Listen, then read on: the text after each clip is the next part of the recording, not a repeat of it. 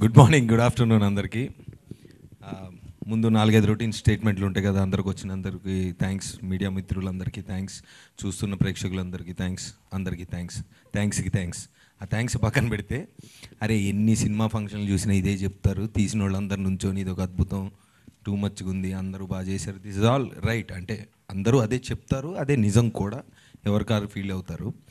ఆడియన్స్గా నేను చూసేటప్పుడు ఓకే రా, మ్యాటర్కి రా అని నాకు కొంచెం ఆవిడ కట్ చేసినట్టే లెంత్ని కట్ చేసి మ్యాటర్కి రా అని నాకు అనిపిస్తూ ఉంటుంది.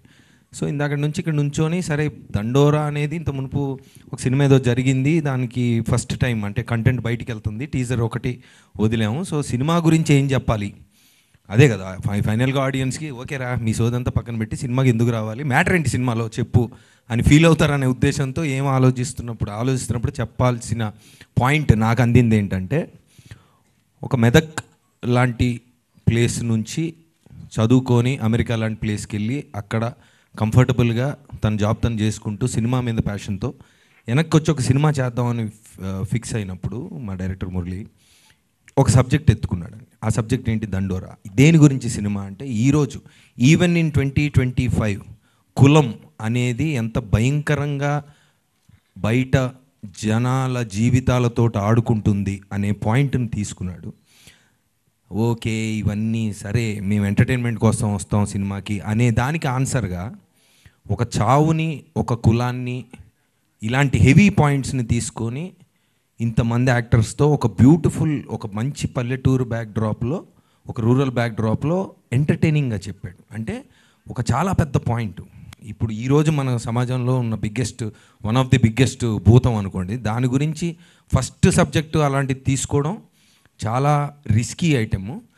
ఆ రిస్క్ని ఎలా మిటిగేట్ చేశాడంటే చెప్పిన విధానం, అంటే సినిమా చూసిన విధానం. ఇప్పుడు మీరు టీజర్లో ఎలాంటి ఎనర్జీ అయితే ఉందో అది సినిమాలో కూడా ఉంటుంది. అంటే ఇలాంటి చావు అనే పాయింట్ని, కులం అనే పాయింట్ని ఇలా చెప్పచ్చా అని కథ విన్న ఫస్ట్ రోజు నాకు అనిపించింది.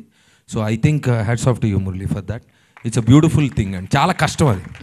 ఫస్ట్ ఉంటుంది ఏముంటుంది, అట్రాక్టివ్గా ఏదో పాయింట్ తీసుకుందాం, 4-5 ఏదో గిల్మాలు చేసి కమర్షియల్గా బయటపడిపోదాం అనే ట్రెండ్ కాకుండా ఇది చేశాడు. అలాంటిది తోడు కూడా కావాలి కదా. సో తనకి అంటే ఫస్ట్ సినిమాతోనే నేషనల్ అవార్డు కొట్టి, దాని తర్వాత ఎప్పుడు ఏదైనా డిఫరెంట్గా చేద్దాం భయ్యా, ఏదైనా ఒక పాయింట్ ఉండాలి అని అందరూ అంటూ ఉంటారు. కానీ ఇలాంటి పాయింట్ని తన్ని నమ్మి తీసిన బెన్నీకి hats off to you also. I think both of them, అంటే మేము యాజ్ యాక్టర్స్గా సినిమా చూసినప్పుడు మాకు బాగా నచ్చింది, మాకు చాలా బాగా నచ్చింది, అందరికి ఇలాగే మాకు నచ్చింది. And we think the point worked. And డెఫినెట్గా మేము చేసిన ఈ ప్రయత్నం ఏదైతే ఉందో, మేము ఫస్ట్ కాపీ కానీ ఇప్పుడు మేము డబ్బింగ్ అంతా చూసుకున్నప్పుడు we think we're very satisfied. I speak for all of us. And ఇంకొక బ్యూటీ ఏంటంటే, ఇప్పుడు 94 ఫిల్మ్స్ చేసిన శివాజీ గారి దగ్గర నుంచి 2 ఫిల్మ్స్ చేసిన మా లేడీస్ వరకు అన్ని రకాల ఆర్టిస్టులు, కొత్త ఆర్టిస్టులు చాలామంది ఉన్నారు. ఈ టీజర్ కానీ మీరు సినిమా చూసినప్పుడు, అంటే యాజ్ అ న్యూ డైరెక్టర్గా తను ఏమి సాధించాడంటే నాకు అనిపించింది పర్సనల్గా, మీరు సినిమా చూస్తున్నప్పుడు సీనియర్ జూనియర్ లేదంటే అంటే వీళ్ళు ఇలా చేస్తున్నారు, ఈయనంటే సీనియర్ కాబట్టి ఇలా ఉంది అన్న థాట్ ఎక్కడ రాదు. As a director he was very very very clear about ఈ క్యారెక్టర్ ఇలా బిహేవ్ చేయాలి, దీని టైమింగ్ ఇలా ఉండాలి అని. సినిమా చూస్తున్నప్పుడు ఆ ఊర్లో క్యారెక్టర్సే కనిపిస్తే తప్ప యాక్టర్లు పెద్దగా కనిపించరు. నా వరకు వచ్చినప్పుడు ఏంటంటే అసలు పెద్ద డౌటు ఏంటి, పనిచేసుకున్న సర్పంచ్ నేను అసలు ఎలా దాన్ని దాటి తను ఆలోచించి ఊహించి ఆ గెటప్ కానీ, ఆ భాష కానీ, దాని మీద ఆ టైమింగ్తో we work together. And I think అది కూడా బాగానే వచ్చింది అనుకుంటున్నాం. ఇకపోతే December 25th మరి చూసి మీరు ఎలా ఉందో చెప్పండి. మేము ఏం చెప్పినా మీకు ఫ్యాక్ట్స్ తెలిసిపోతాయి కాబట్టి రియలీ ఎక్సైటెడ్. ఒక మీనింగ్ఫుల్ సినిమా చేసామని ఒక ఫీలింగ్ ఆల్రెడీ ఉంది.